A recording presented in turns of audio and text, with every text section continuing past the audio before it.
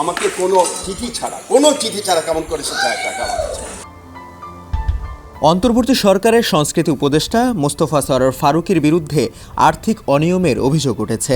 কোনো রকম কাগজপত্র ছাড়াই বাংলাদেশ শিল্পকলা একাডেমি থেকে টাকা চাইতেন ফারুকী। এরকম অনৈতিক আবদার মেটাতে মোটেও রাজি ছিলেন না প্রতিষ্ঠানটির মহাপরিচালক। এ কারণেই সৈয়দ জামিল আহমেদ স্বেচ্ছায় শিল্পকলা একাডেমির মহাপরিচালকের পদ ছাড়েন। কিন্তু উপদেষ্টা ফারুকী দাবি করছেন মহাপরিচালকের অভিযোগ সত্য নয়। অন্তর্বর্তী সরকার গঠনের 7 মাসের মাথায় এই প্রথম কোনো উপদেষ্টার বিরুদ্ধে আর্থিক অনিয়মের অভিযোগ উঠল। গেল শুক্রবার সন্ধ্যায় নাট্য উৎসবের সমাপনী অনুষ্ঠানে সভাপতির বক্তব্যে সৈয়দ জামিল আহমেদ পদত্যাগের ঘোষণা দিয়ে উপস্থিত সবাইকে চমকে দেন। তিনি মঞ্চে থাকাকালে শিল্পকলার সচিব মোহাম্মদ ওয়ারেস হোসেনের কাছে পদত্যাগপত্র জমা দেন।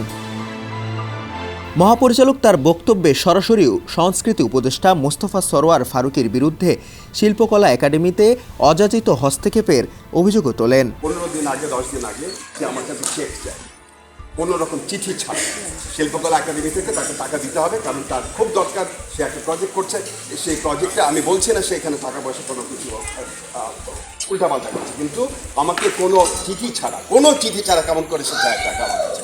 আমি যখন উপদেষ্টা এবং আমি যখন বলেছি না আপনি আগে আমাকে চিঠি দেন, চিঠি ছাড়া অবশ্যই আমি টাকা দেবো না, আমি কোনো টাকা এখানে ছাড় করবো না, সে তখন আমাকে বলে যে আমি আপনাকে শ্রদ্ধা করেছি অনেক, আর করবো না। আমি বলি করেন না, আপনার লোকে নিয়োগ করেন, আমি করবো না। এদিকে গতকাল দুপুরে এক ফেসবুক স্ট্যাটাসে সৈয়দ জামিল আহমেদের অনেক অভিযোগ ডাহা মিথ্যা বলে দাবি করেছেন উপদেষ্টা মোস্তফা সরোয়ার ফারুকী। নিজের ভেরিফাইড ফেসবুক পেজে ফারুকী লিখেছেন, এটুকু আপাতত বলে রাখি, উনার বলা অনেকগুলো কথা পুরো সত্য নয়, অনেকগুলো কথা ডাহা মিথ্যা এবং কিছু কথা পরিস্থিতি ডিল না করতে পারাজনিত হতাশা থেকে বের হয়ে আসা বলে মনে হচ্ছে। ফারুকী আরও লেখেন, আমার বিস্তারিত লেখা হয়তো উনাকে বিব্রত করতে পারে, কিন্তু আমাকে আপনি এমন এক পরিস্থিতির মুখোমুখি দাঁড় করিয়েছেন যেখানে আমাকে বিব্রতকর হলেও সত্য বলতে হবে। জামিল ভাই, দেশ জুড়ে তোলপাড় ওয়ালটন ফ্রিজ কিনে আপনিও হয়ে যেতে পারেন মিলেনিয়ার। সংস্কৃতি উপদেষ্টা মন্ত্রণালয় ও তার নিজের বক্তব্য পুরোপুরি উপস্থাপনের জন্য কিছুটা সময় চেয়েছেন। ডেস্ক রিপোর্ট, সমকাল।